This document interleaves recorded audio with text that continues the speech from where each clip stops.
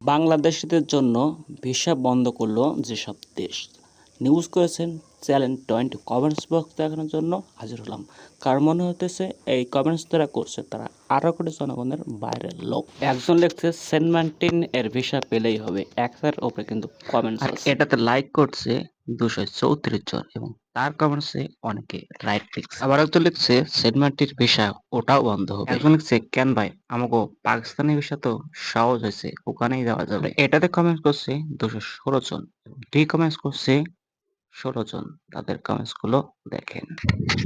আরেকজন লিখছে আমাদের যে জঙ্গি বলে নাই, এটাই আমাদের জন্য সৌভাগ্য। খুব তাড়াতাড়ি ইউরোপের দেশগুলো আমাদের পাকিস্তানের মতো জঙ্গলি দেশ বেশি আখ্যা দেবে, অপেক্ষায় রইলাম। আরেকজন লিখছে ইন্টারন্যাশনাল ইনজুরি, লোকটাকে একটু থামান। আরেকজন লিখছে এতদিন ইউনূসের দালালরা বলতো পুরো পৃথিবীর ভিসা আমাদের জন্য উন্মুক্ত হয়ে যাবে, কারণ আমাদের কাছে শান্তি দূত নোবেল ব্যবসায়ী আছে। আর এখন দেখি চারিদিকে ভিসা বন্ধ হয়ে যাচ্ছে। এটাতে লাইক করছে 66 জন, কমেন্টস করছে 6 জন।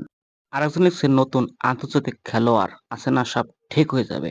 আরো লিখছে সে ইতিহাস সাক্ষী কখনো নোবেল রাষ্ট্র শান্তি আনতে পারে না। তো আরো লিখছে সমস্যা নাই, পাকিস্তানের ভিসা খোলা আছে, আর যদি আমেরিকাকে আমরা সেন্ট মার্টিন দিতে পারি তাহলে আমেরিকাতেও যেতে পারবো। আরেকজন লিখছে নিজের দেশ ইতিমধ্যে সিঙ্গাপুর হয়ে গেছে, তাই বিদেশ যাবার দরকার নাই।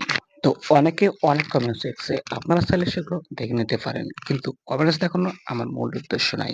উদ্দেশ্য হলো ডক্টর মোহাম্মদ ইউনূস আবার জাপান গেছে বেড়াতে, সেখান থেকে এসে বলে যে আবার নাকি 500-700 লোক নিবে এই বছরের ভিতরে, কিন্তু আবার পরে দেখা যাচ্ছে সে দেশও আবার ভিসা বন্ধ করে দেবে। এটা তো বর্তমান দেখতেছে তার কাহিনী। আর একজন লিখছে কিছুদিন পরে সেন্ট মার্টিনের ভিসা পাবো কিনা এটাই সন্দেহ।